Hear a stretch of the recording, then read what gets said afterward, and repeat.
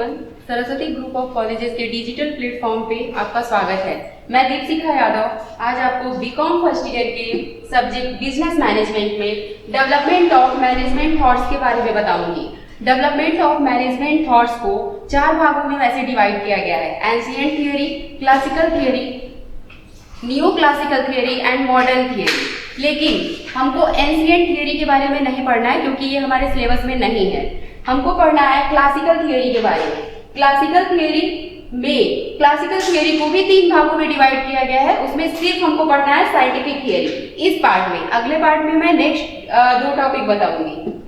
चलिए देखते हैं कि सबसे पहले डेवलपमेंट ऑफ मैनेजमेंट थॉट्स क्या होता है। डेवलपमेंट ऑफ मैनेजमेंट थॉट्स, जैसे ग्रेगर ने कहा था कि मानव सभ्यता के विकास के साथ ही प्रबंध का विकास हुआ। मानव सभ्यता के साथ ही प्रबंध का विकास हुआ। पहले मानव जंगलों में रहता था, फल फूल ये कंदमूल ये सब खाता था, लेकिन धीरे धीरे वो परिवार बनाया और परिवार के बाद उसका समाज बना जिसके साथ वो कोऑर्डिनेशन करके रहने लगा। तो वहीं से मैनेजमेंट, वहीं से प्रबंध की शुरुआत हो गई। अब हम देखते हैं कि इस मैनेजमेंट थॉट्स को किसके नाम से, बॉडी ऑफ प्रिंसिपल के नाम से भी जानते हैं। जो थियोरी होती है उसको बॉडी ऑफ प्रिंसिपल के नाम से भी जाना जाता है। जो थॉट्स होते हैं यानी विचार, कि कोई भी ऐसा, जैसे मैंने इसके पहले वीडियो में बताया था कि थॉट्स यानी जिसके मन में किसी भी चीज को देखकर अगर मन में कोई विचार आता है तो उसी को कहते हैं थॉट्स। मन में कोई सोच आती है, आपके मन में कोई भावना आती है, उसी को कहते हैं थॉट्स। चलिए देखते हैं हम कि इस डेवलपमेंट ऑफ मैनेजमेंट थॉट्स को 4 भागों में बांटा गया है। पहला, जैसा कि मैंने बताया, ancient management thought, classical management thought, new classical management thought, modern thoughts और अप्रोच। हमको पढ़ना है क्लासिकल मैनेजमेंट थॉट्स, लेकिन थोड़ा सा हम एंशिएंट मैनेजमेंट थॉट्स के बारे में जानेंगे कि एंशिएंट मैनेजमेंट थॉट्स क्या होता है। जो एंशिएंट मैनेजमेंट थॉट्स होता है वो मतलब पुरानी प्राचीन विचारधारा, जो प्रबंध के बारे में प्राचीन विचारधारा थी। सबसे पहले सुमेरियन जो लोग थे, सुमेरियन लोग पुजारियों को ही पूरे राज्य का प्रबंध सौंप दिए थे कि पुजारी देखेंगे कि वहाँ क्या प्रबंध करना है, क्या मैनेजमेंट करना है। वो विश्व की सुमेरियन जो सभ्यता है, विश्व की प्राचीनतम सभ्यता है। ये प्राचीनतम सभ्यता है। नेक्स्ट हम देखेंगे कि मिस्र की सभ्यता। मिस्र की सभ्यता जो है, मिस्र में पिरामिड मिले थे जो 7 आश्चर्यों में से एक हैं। तो वहां भी पिरामिड को देखकर हमको उनके प्रबंध का पता चलता है। इसी तरह यूनानी लोग थे, यूनानी भी, जो यूनानी थे ग्रीक, वो भी प्रबंध को जानते थे, प्रबंध के बारे में उन्हें भी ज्ञान था। बेबीलोनिया की सभ्यता, बेबीलोनिया में जो हम्मुराबी नामक शासक था वो भी अपने शासन को प्रबंध द्वारा चलाता था। तो इस तरह से प्राचीन समय में भी प्रबंध था, किसी न किसी रूप में था। जैसे राजा हुआ करते थे जो राज्य का प्रबंध करते थे। इसी तरह हम एंशिएंट के बारे में देख लिए कि एंशिएंट में देखें, रोमन थे, कैथोलिक थे, church, military organisation, writer Charles Babbage, James Watt, ये सारे लोग, ये दो चार्ल्स बैबेज और जेम्स वॉट, ये लोग क्या थे, प्रबंध को भली भांति जानते थे, लेकिन वो प्रबंध ट्रेडिशनल था, परंपरागत था। हमको पढ़ना है classical theory of management. Classical theory में पहला थियोरी है साइंटिफिक मैनेजमेंट। क्लासिकल थियोरी में पहला थियोरी है साइंटिफिक मैनेजमेंट। साइंटिफिक मैनेजमेंट के बारे में हमको पढ़ना है। जो साइंटिफिक मैनेजमेंट है उसको दिया किसने था, जो साइंटिफिक मैनेजमेंट है उसको दिया था F.W. टेलर ने। फ्रेडरिक टेलर ने इस थियोरी को दिया था। उसके पहले हम क्लासिकल थियोरी के बारे में थोड़ा सा जानते हैं। Classical management theory is based on belief that worker only have physical and economic needs. जो वर्कर को क्या चाहिए होता है, फिजिकल एंड इकोनॉमिक नीड्स, उनको क्या चाहिए होता है, जो वर्कर का विश्वास है या काम है वो किस पे निर्भर करता है, उनकी आवश्यकताओं पे निर्भर करता है। अगर आप उनकी आवश्यकता पूरी करते हैं तो वो आपका काम करेंगे अच्छे से, नहीं तो नहीं करेंगे। It does not take into account social needs और job satisfaction. but instead advocates a specialization of labor, centralization of leadership and decision making and profit maximization। जो साइंटिफिक जो क्लासिकल थियरी थी वो एक अज्ञात विचारधारा, इसको भी कह सकते हैं ट्रेडिशनल ही है, बट इसमें क्या था कि पुरानी चीजों को ही हम ऐसे अपनाएं कि वो साइंटिफिक, वो तर्क संगत हो। ये बताया गया था क्लासिकल थियरी में। क्लासिकल थियरी में हम सबसे पहले पढ़ेंगे कि क्लासिकल थियरी को जैसा कि 3 भागों में यहाँ देखिए बांटा गया है, scientific management, administrative theory, bureaucratic management. इनको 3 भागों में बांटा गया है। हमको पढ़ना क्या है? Scientific management. साइंटिफिक मैनेजमेंट के बारे में देखते हैं। साइंटिफिक मैनेजमेंट फ्रेडरिक टेलर द्वारा दिया गया। फ्रेडरिक टेलर जो 1856 में इनका जन्म हुआ था और इनकी मृत्यु हुई थी 1915 में। इन्होंने थोड़ा सा जानते हैं कि इनकी विचारधारा कैसे सामने आई, इसके बारे में थोड़ा सा जानते हैं कि फ्रेडरिक ने बहुत ही कम उम्र में, 18 साल की उम्र में इनकी आंख की ज्योति थोड़ी चली गई थी, थोड़ी कम हो गई थी। फिर भी इन्होंने अपनी मेहनत से 1878 में इन्होंने मिडविल स्टील कंपनी में जो एज ए लेबर काम किया, लेबर के रूप में काम किया। इन्होंने क्या किया? लेबर के रूप में ये मशीन को चलाते थे, एक लेबर के रूप। धीरे धीरे इन्होंने प्रोग्रेस किया और एक लेबर से ये चीफ इंजीनियर बन गए। चीफ इंजीनियर बने, फिर इन्होंने बेथलहम नामक कंपनी में भी काम किया, बेथलहम स्टील कंपनी में काम किया। उन्होंने वहां प्रयोग किया, 3 प्रयोग किया उन्होंने सोचा कि यहाँ के एम्प्लॉय, उन्होंने 2 रीजन निकाला कि एम्प्लॉय ये उत्पादकता बढ़ क्यों नहीं रही है। इसके 2 रीजन निकाले। ये सोल्डरिंग, पहला था सोल्डरिंग। उस सोल्डरिंग में भी 2 रीजन था। सोल्डरिंग यानी काम से जी चुराना, वो काम से जी चुरा, मतलब पहला था एम्प्लॉय काम से जी चुराते थे और दूसरा था वहां का व्यवस्था ठीक नहीं था, व्यवस्था की वजह से उत्पादन कम होता था। तो इस वजह से उन्होंने क्या किया? एक प्रयोग किया। उन्होंने पहला अपना प्रयोग किया लोहे को ढोने को लेकर। स्टील कंपनी में वो काम करते थे, इसलिए उन्होंने पहला प्रयोग किया था लोहे को ढोने को लेकर कि श्रमिक जो लोहा ढोते थे उन्होंने उनको एक समय अंतराल पर विश्राम दिया। उस विश्राम में मैं उनका प्रयोग बता रही हूँ, तो उस विश्राम का समय निकालने की वजह से श्रमिकों का जो मजदूरी हुआ, श्रमिकों का जो उत्पादन हुआ वो बढ़ गया। 12 टन की बजाय उनका उत्पादन 47 टन हुआ। जितने समय में वो 12 टन उत्पादन करते थे उतने समय में वो 47 टन उत्पादन करने लगे। तो इस तरह से उन्होंने इस प्रयोग से पता चला कि प्रबंध का कितना महत्व है। नेक्स्ट प्रयोग उन्होंने किया कि फावड़े को लेकर, अगर हल्की चीज की खुदाई करनी है तो भारी फावड़ा चाहिए और भारी चीज की खुदाई करनी है तो हल्का फावड़ा। उनका दूसरा प्रयोग था। इसमें भी उन्होंने मैनेजमेंट को इन्वॉल्व किया। तीसरा प्रयोग उन्होंने किया धातु की कटाई को लेकर। स्टील कंपनी में थे तो स्टील को काटना पड़ता होगा, तो इस वजह से उसमें उन्होंने ये प्रयोग किया कि धातु को किस एंगल से काटा कि वो जल्दी कट जाएगा। इसमें भी चेंजेस हुए, 11 टन की बजाय 32 टन काटा गया उतने ही समय में। तो ये था उनका प्रयोग, FW टेलर का प्रयोग था साइंटिफिक मैनेजमेंट को लेकर। फिर उन्होंने ये पता लगाया कि श्रमिकों का सिर्फ शोषण किया जा रहा है और श्रमिक ये सोचते हैं कि अगर उस बिजनेस में लाभ होता है, उत्पादकता बढ़ती है, तो सिर्फ उत्पादक का लाभ होगा, श्रमिकों का कोई लाभ नहीं होगा। तो इस वजह से वो काम से जी चुराते थे। फ्रेडरिक का प्रयोग सफल हुआ और उन्होंने क्या किया, अब 1911 में एक बुक लिखा, प्रिंसिपल ऑफ मैनेजमेंट, जो इंडस्ट्रियलाइजेशन में क्रांति ला दी, औद्योगिकरण में क्रांति ला दी। 2001 में उस पुस्तक को बहुत ज्यादा सफलता मिली। 2001 में उस पुस्तक को बहुत ज्यादा सफलता मिली क्योंकि सारे इंडस्ट्री में उस पुस्तक में लिखे गए सभी प्रिंसिपल को फॉलो किया जाने लगा। अब हम देखते हैं, देखिए 1909 में Taylor published the principle of scientific management. 1909 में टेलर ने क्या किया, पब्लिश किया प्रिंसिपल ऑफ साइंटिफिक मैनेजमेंट। लेकिन 1909 में पब्लिश किया था, लेकिन 1911 में इनकी बुक आई थी।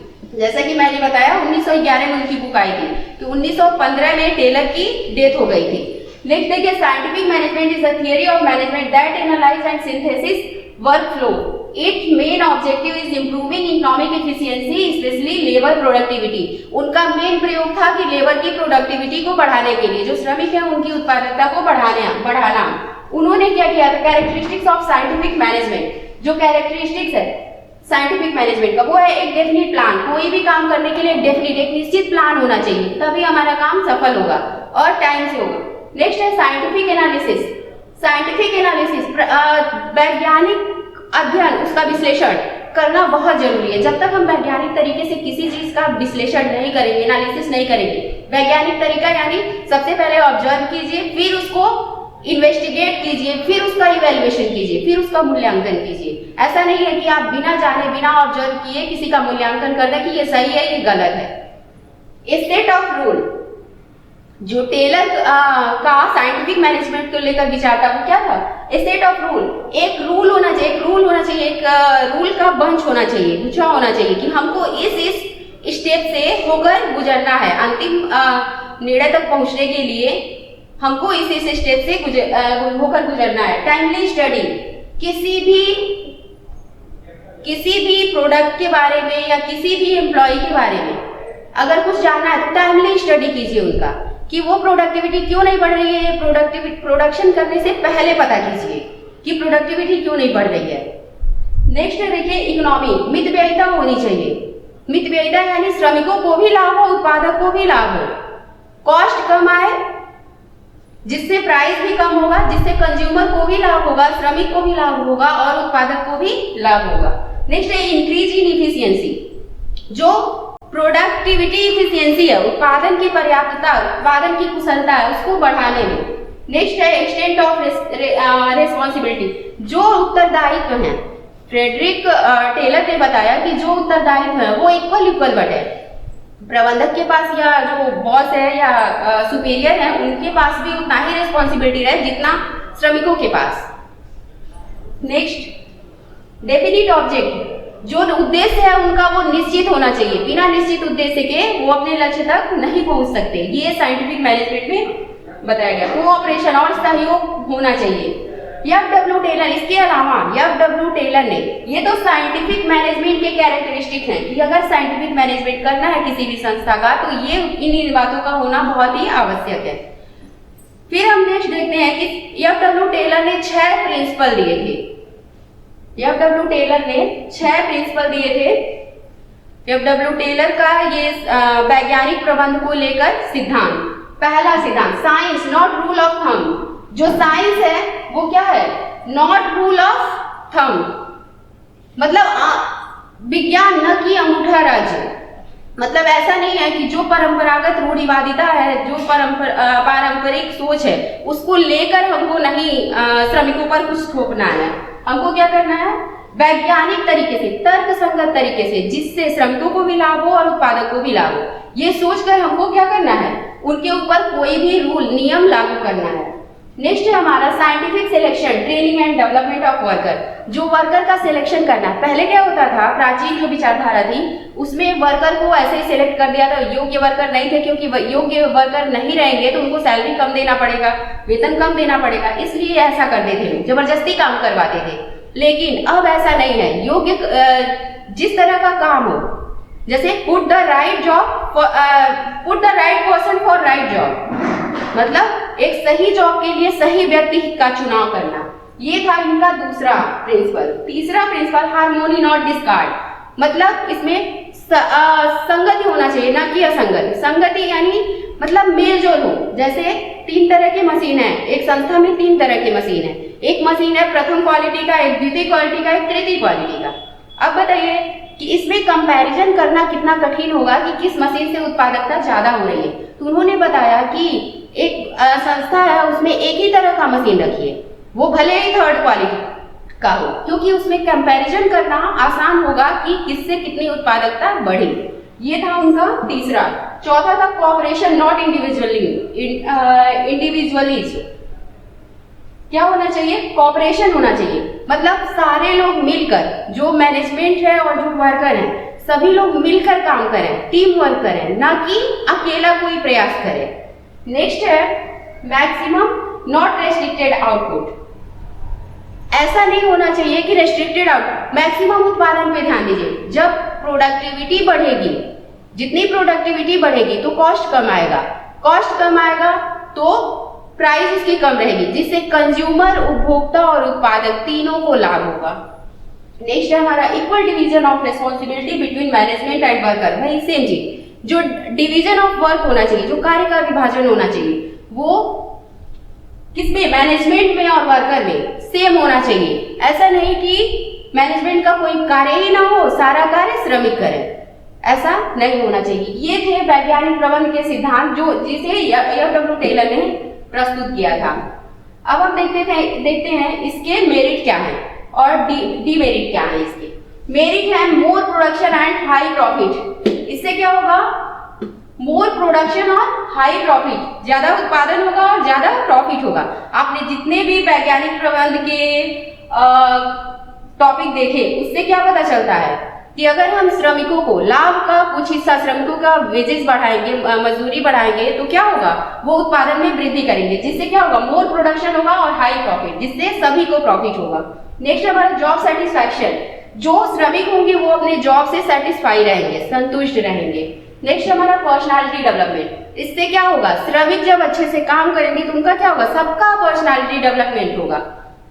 वरना अगर कोई काम से जी चुरा है, उन्होंने जैसा कि फ्रेडरिक ने प्रयोग किया था कि लोग सोल्डरिंग करते थे, काम से जी चुराते थे, तो इस तरह से किसी का भी डेवलपमेंट नहीं हो सकता, किसी तरह का डेवलपमेंट नहीं हो सकता, फिजिकल डेवलपमेंट, कोई भी किसी भी तरह का डेवलपमेंट नहीं हो सकता। नेक्स्ट हम चलते हैं हाई स्टैंडर्ड ऑफ लिविंग। जो जीवन स्तर है, मनुष्य का जो जीवन स्तर है वो उठेगा, वो उनका भी, श्रमिकों का भी जीवन स्तर उठेगा, प्रबंधक का भी उठेगा। नेक्स्ट है क्रिटिसिज्म। इसमें कुछ क्रिटिसिज्म थे, जैसे अनसुटेबल फॉर स्मॉल एम्प्लॉय। जो छोटे स्तर के एम्प्लॉय उनके लिए अनसुटेबल है, क्योंकि अगर राइट जॉब के लिए राइट पर्सन चुनेंगे हम, तो जिनके पास क्वालिटी नहीं है उनके लिए दिक्कत होगी।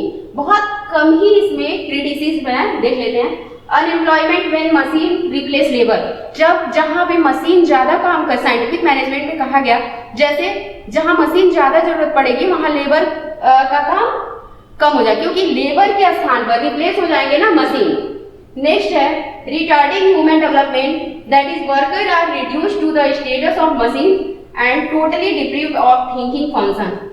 जब क्या होगा कि टोटली प्रोडक्शन मशीन पे डिपेंड हो जाएगा, तो लेबर की जरूरत कम पड़ने लगेगी। ये रहा हमारा लास्ट टॉपिक साइंटिफिक मैनेजमेंट का। अब इससे जो क्वेश्चन पुट अप होते हैं वो देख लेते हैं। Describe in brief the development of management thought. संक्षिप्त में जो डेवलपमेंट ऑफ मैनेजमेंट थॉट्स हैं उनको लिखिए। What is scientific management? Discuss the role of F W. Taylor in the field of scientific management. What is the scientific management? वैज्ञानिक प्रबंध क्या है? Discuss the role of F W. Taylor. जैसा कि मैंने बताया, एफ.डब्ल्यू. टेलर ने 6 सिद्धांत दिए थे। नेक्स्ट है last, describe the 6 principle of management initiated by F W. Taylor. F W. Taylor के द्वारा दिए गए 6 सिद्धांत का वर्णन कीजिए। तो यहाँ आपका ये टॉपिक खत्म होता है। नेक्स्ट टॉपिक हम पढ़ेंगे क्लासिकल थियरीज का ही 2 टॉपिक हम अगले वीडियो में देखेंगे। तब तक के लिए थैंक यू।